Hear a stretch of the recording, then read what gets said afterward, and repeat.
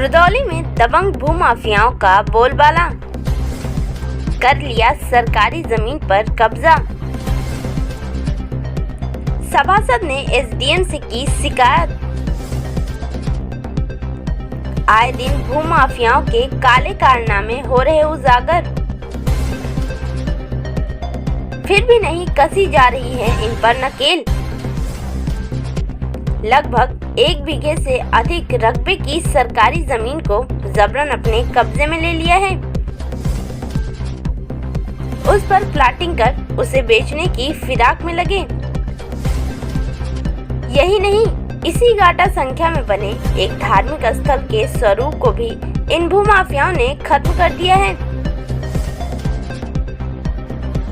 धार्मिक स्थल के टूटने से वहां के ग्रामीणों में आक्रोश। भूमाफियाओं के अंदर नहीं है सरकार का कोई डर।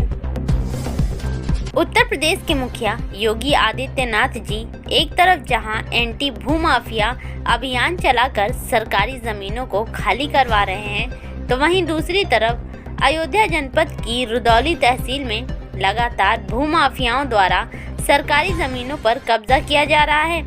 सरकार के माथत इन पर कोई कार्रवाई न करके मुख्यमंत्री जी की मंशा को पलीता लगाने में जुटे हुए हैं। रुदौली तहसील क्षेत्र में दबंग भूमाफियाओं का आतंक कम होने का नाम नहीं ले रहा है। आए दिन ये भूमाफिया किसी न किसी जमीन को अपना निशाना बनाया करते हैं और अब तो शायद इन भूमाफियाओं की आंखों का पानी मर गया और इन्हें शासन प्रशासन की तनिक भर भी भय नहीं रह गया और अब ये दबंग भूमाफिया सरकारी जमीनों को अपना निशाना बनाने लगे हैं और उसे कब्जा कर उसे बेचकर मोटी कमाई की फिराक में लगे रहते हैं। ताजा मामला नगर पालिका के वार्ड नंबर 7 बाबू कल्याण सिंह का सामने आया है, जहां पर इन भूमाफियाओं ने लगभग 1 बीघे से अधिक रकबे की सरकारी जमीन को जबरन अपने कब्जे में ले लिया है और उस पर प्लाटिंग कर उसे बेचने की फिराक में लगे हैं। जसमंड जहानपुर में स्थित गाटा संख्या 295 लगभग 1 बीघे के रकबे को भूमाफियाओं ने अपने कब्जे में ले लिया है। उस पर रातों रात प्लाट काटने की योजना भी बनाने में जुटे हैं, जिसकी शिकायत वार्ड सभासद रामराज लोधी ने उप जिलाधिकारी रुदौली से करते हुए उक्त भूमि को इन भूमाफियाओं के चंगुल से मुक्त कराने की मांग की है।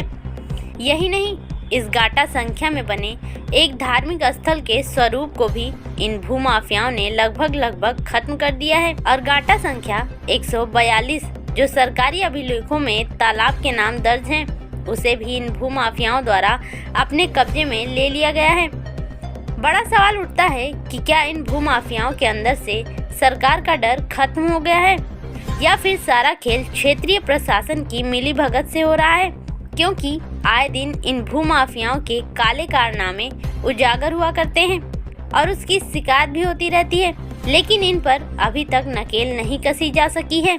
हमारा नाम रामराज लोधी, सभासद बाबू कल्याण सिंह वार्ड, सदस्य जिला योजना समिति अयोध्या।